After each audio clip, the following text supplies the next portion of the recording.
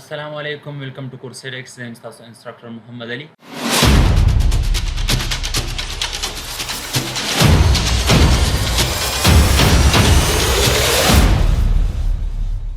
څنګه چې تاسو ته پته ده موږ د مایکروسافټ ایکسل تیری شروع کړی دی په نن ویډیو کې موږ صرف دا ډسکس کوو چې را موږ مایکروسافټ ایکسل یوز کوو څنګه په دې کې به کار څه طریقې څه کوو هغې نه علاوه چې کوم فایل موږ تاسو ته به سیو کوو د ټول نه پیله دا سیو خبره ما ذکر مخې ته کړه مطلب چې کله موږ مایکروسافټ ایکسل کې کار وکړو موږ سیو کوو نو ډېرو سټوډنټانو ته دا پرابلم راځي یا ډېرو کسانو ته دا پرابلم راځي چې موږ یاره مایکروسافټ ایکسل یا د کم د دې چې کوم نور پروګرام دی د کې چې کله موږ کار وکړو دا به سیو کوو څنګه زه رالم مایکروسافټ ایکسل کولاړ کو پیله د دې ویډیو مطلب دا دی چې د مایکروسافټ ایکسل کې موږ کار څنګه کوو نو اکچولی دا موږ سره کلکولیشن بیس سافټویر دی نو کلکولیشن دپاره آلموست دا موږ سره یوز کیږي کلکولیشن کې موږ سره ایډیشن راځي سبټریکشن راځي هغې نه علاوه موږ سره ملټیپلیکیشن راځي هغې نه علاوه موږ سره ډیویژن راځي نو که زه دلته راشم ګوره ها که زه غواړم چې مایکروسافټ کې زه څه کوم ایډیشن وکړم نو ګوره دې ځای کې ما یو ډیټا هغسې زه وایم چې یاره یعنې زه ایډیشن کوم سپوز کې ما ولیکو چې 8 پلس څه وکړه 8 پلس 8 دا ماله څه 8 کا نو که زه انټر وام اټ ډزنټ ګیو می ریزلټ دا ماله څه ریزلټ نه راکوي که زه راشم سبټریکشن ته زه غواړم چې سبټریکشن وکړم زه وایم چې یاره 5 ماینس 3 ما واخلوس که زه دا څنګه انټر وام نو دا اټ ډزنټ ګیو می انسر اټ ګیو می انسر بټ رانګ صحیح ده ما ته انسر راکوي خو رانګ طریقې ته راکوي په دې به ایکسپلینیشن کوو چې دا ولې موږ تړمای موږ له راکړله صحیح دی چې هغې نه علاوه که زه ملټیپلیکیشن کوم یعنې زه ولیکم چې 4/4 او انټر وام ماله دا انسر نه راکوي که زه پکې ډیویژن کوم چې 5/5 او انټر وام نو دا ماله انسر نه راکوي اوس موږ خبره دا کوو چې مایکروسافټ ایکسل کې به یعنې دا کار څه طریقې سره کلکولیشن سبټریکشن ایډیشن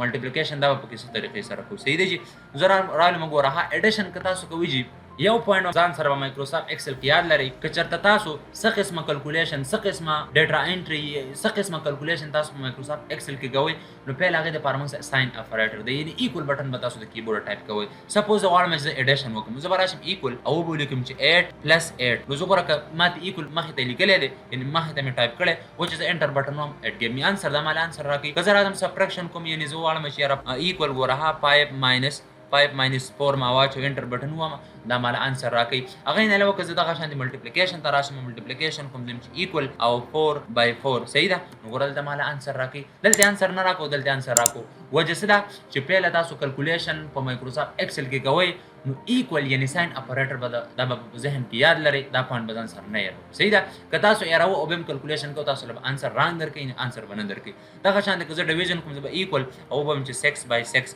انټر بټن دا به ماله انسر هغې نه علاوه ګوره ها یو ډیټا سپوز کې ما دې ځای کې واخیستو بل ډیټا کې مې دې ځای کې واخیستو بل مې دې ځای کې واخیستو او انسر یې سپوز کې ما ته دې ځای کې پکار دې ځای کې ما ته سپوز کې انسر پکار دی نو زه ګوره زه به څه وکړم زه چې یاره دا ټول چې کوم دا ډیټا ده او دا ډیټا ده د دې زه ایډیشن وکړم دا به زه څه طریقې سره وکړم تاسو به راشئ چې ایکول بټن به د کیبورډ ټایپ کړئ پهله خبره خو تاسو ته یاد لري چې موږ به څه کوو ایکول بټن به ټایپ کوو او دلته به راشم په دې به کلیک وکړم زه دا جمع که پلس مې سره شفټ سره مې پلس بټن هولډ کلیک کړه او په دې مې کلیک وکړو بیا مې شفټ سره پلس بټن هولډ او دلته رالم چې په دې مې کلیک وکړو او چې زه څنګه انټر کړم دا ماله انسر راکړي دغه شان که زه د دې ملټیپلیکیشن کوم یعنې د دې دوه ویلیو 23 زه ملټیپلی کوم 4 سره نو سیم از د کیس هیر څه به ټایپ کوم ایس ډي موږ ټایپ کوو ایکول نو ایکول ما ټایپ کول دا راشم په دې به کلیک وکړم او دا به څه کوم دا به زر کوم چې دا به دې سره زر کوم صحیح دی چې انټر بټن مو د دې ماله سره انسر یې راکړو دا لږ شانت ایکسپلینیشن تاسو ته د په مایکروسافټ ایکسل کې چې کار به څه طریقې سره موږ کوو